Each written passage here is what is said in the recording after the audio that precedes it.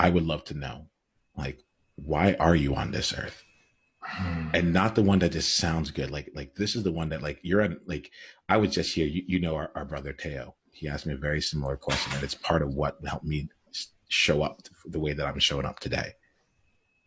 All the work that you're doing, if everything you're doing right now is in service of why your soul chose you, Matt, to live on this earth at this particular time of life, what is underneath all of that that you're really here to do?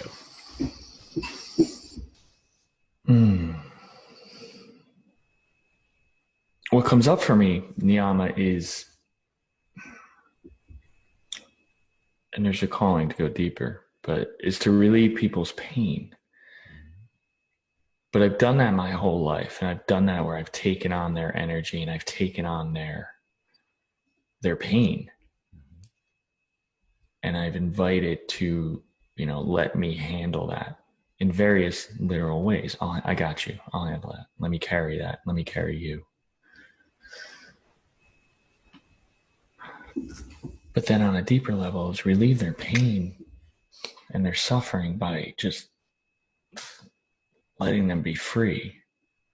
And we're going to go on a journey here, letting them be free and just kind of be themselves, because their pain is trying to fit in. Their pain is trying to satisfy, and their pain is really from the idea that who they are, what they want isn't enough. And so, but the question comes around to, is that why I'm here on this earth, or is that really what I want? Which that is the answer.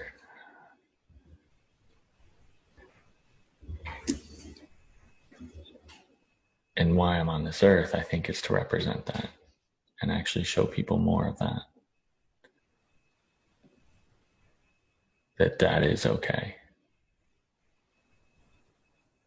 And what you're unpacking for me, or I'm unpacking, is that the endurance training that I told you I was so great at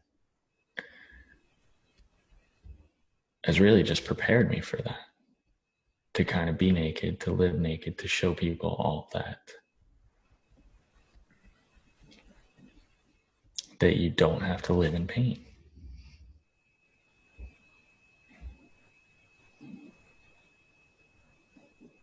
And that feels really good to say. See you there. Let's continue down this journey. What I want to do is explore a little bit here, and we'll come back and we'll see how everything ties in. So that what's at stake is your soul, and you've been training for this your entire life. Here, you mentioned a fear of regret, and I'm just gonna ask you, like, nowadays, I'm now also exploring death as an ally in the same conversation here. And if death could be an ally for the two of us in this conversation, if we can invite death to be a part of this here, one day you and I are both going to die. There is no way, shape around it. It is as inevitable as the sun rising. If tomorrow that day happened to be for you, ask your soul, what is it that you would regret?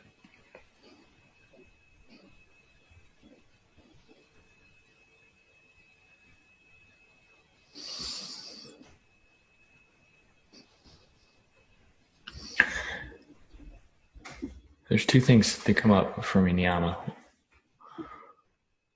What I regret would be not showing the world all of myself sooner.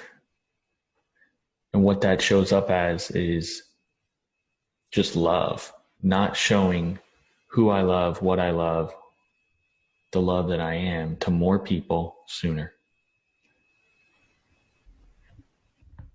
Not for any outcome, not so that they would love me, or not just more just because that's what's in me. Somebody said at a recent engagement that they're like, I see you as one huge beating heart walking around. And that touched me. And I think there's a lot of truth there.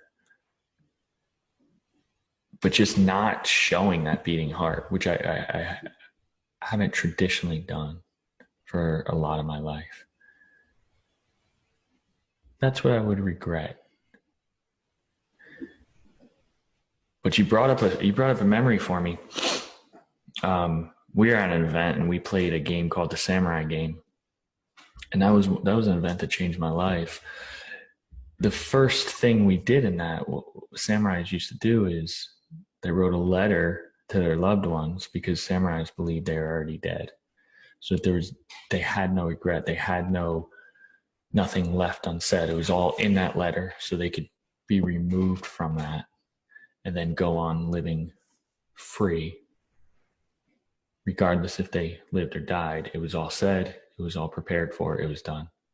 That was such a freeing experience for me. That gave me the freedom that I could feel was the intent for the samurai. So just so you, what about it made it free for you? Well, it links to my first answer, in that the regret would be things unsaid or things unshown or things unexpressed. And that letter gave me that chance, that if I don't get to tell this person, if I don't get to say this, if I don't get to show the world this, here it is. At least I've said it here. So it will never just be in a jar, never said. It just expressed it in one way, shape, or form. And that gave me freedom. That gave me freedom from any regret. It's out there. And now my mission is to put it out there more for as long as I can. We're just getting started. Click on the link below to watch the full conversation, and go to niyamaashan.com/tribe to get additional resources and exclusive invitation to tribe-only events. Journey on.